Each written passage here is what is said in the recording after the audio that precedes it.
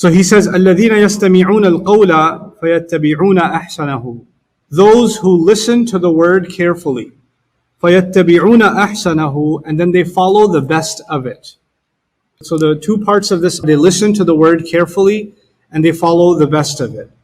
The first thing to note here is that Allah is describing one of those things that don't really constitute an action, like an active action. Somebody sitting there and listening is not really doing anything, they're just paying attention, right?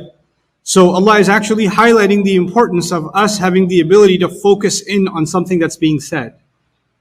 And this is actually a really important quality that is now declining. We're losing the ability to pay attention for a long time. We're getting distracted by multiple things.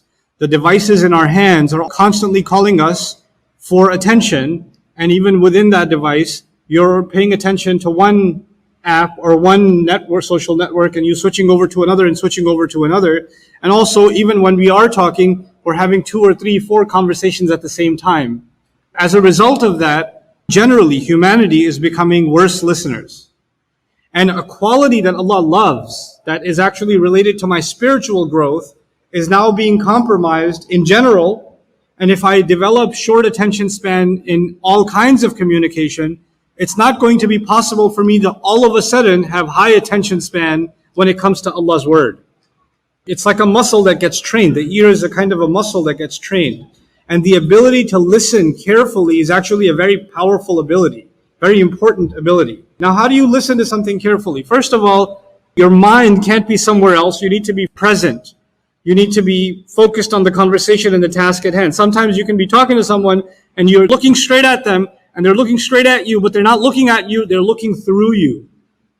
You can see that they've got this zombie look on their face and they see right through you. And if you're perceptive about communication and you make eye contact and you're talking to someone, you can tell when they're paying attention and not paying attention. And by the way, people can tell that about you too, when you're focused and you're not focused.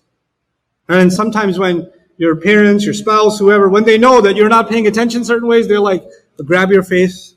Okay, now listen. Okay, I'm listening. Okay, I got it. Your face has to be turned a certain way and you have to be held a little bit before you can focus, right? Other people have more rude ways of getting you to focus. Wake up. Or I'm right here. Something like that. But the idea is, first and foremost, we should be attentive listeners to begin with.